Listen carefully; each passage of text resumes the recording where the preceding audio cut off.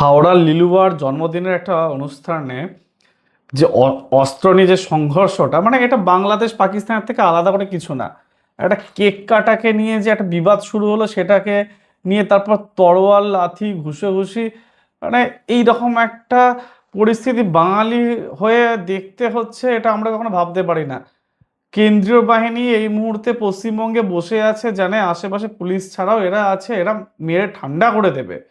তারপরেও এইরকম ভাবে চলছে অরাজকতা, মানে আমরা কোথায় বসবাস করছি?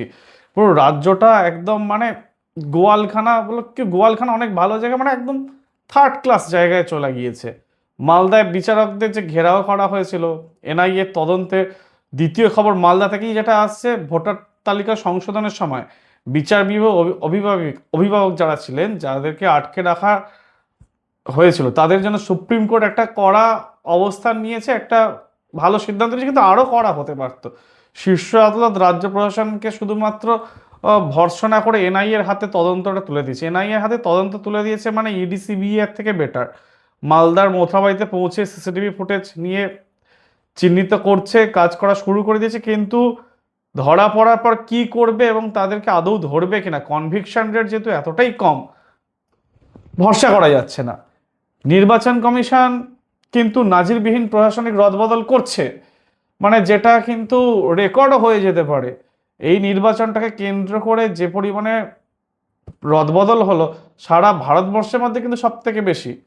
483 জন সরকারি আধিকারিককে বদলি করা হয়েছে।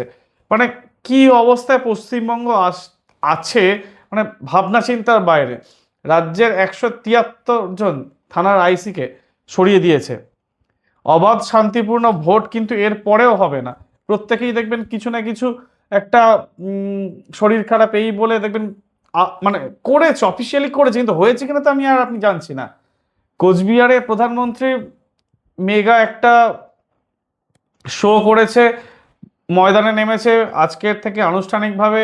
ধরুন নরেন্দ্র মোদী কোচবিহারে থেকে যে রাসমেলা বা রথযাত্রা করে যেভাবে সব কিছু শুরু করলো, নির্বাচনে কতদূর কি করতে পারবে বিজেপি সেটা একটা বড় ব্যাপার। দেখো, বিজেপি আসলে পশ্চিমবঙ্গে যে তথাকথিত প্রচুর কিছু চেঞ্জ হয়ে যাবে এই রকম আমরা কিছু ভাবছি না। আমি আপনি যদি ভেবে থাকি তাহলে ভুল করছি। কিচ্ছু চেঞ্জ হবে না, রাজ্যটা যেমন ছিল তেমন থাকবে। আমি তো এই রাজ্য ছেড়ে চলে যাচ্ছি না, আমি যেমন বদমাস লোকটা এখানেই ছিলাম এখানেই থাকবো।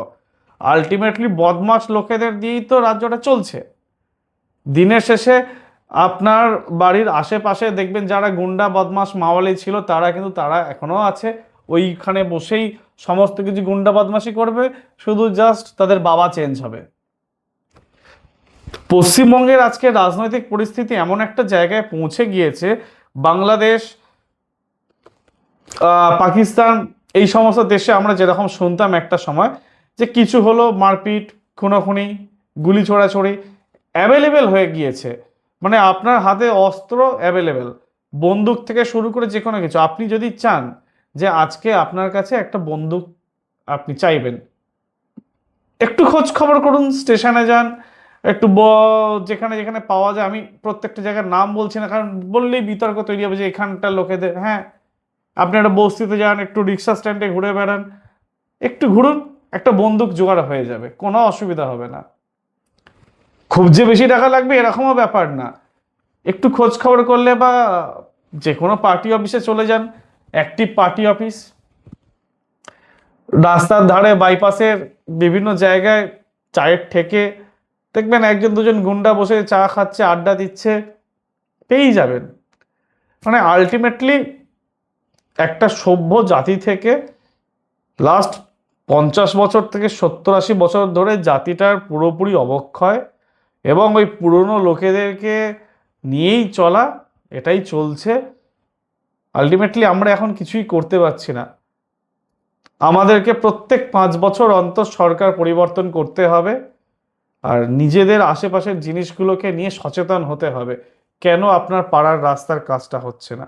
একটা মেট্রো, কলকাতার মতো মেট্রো সিটিতে দীর্ঘদিন ধরে চলছে না, একজন সাধারণ মানুষ পরিষেবা পাচ্ছে না, তাকে বেশি করে পরিমাণে পয়সা পুড়িয়ে যেতে হচ্ছে। একটা অটো স্ট্যান্ড থেকে রাত্রিবেলা সন্ধ্যে 7টা বাজলে সে বলছে আমি কেটে কেটে কেটে কেটে যাবো, আপনাকে অটোতে তুলছে না।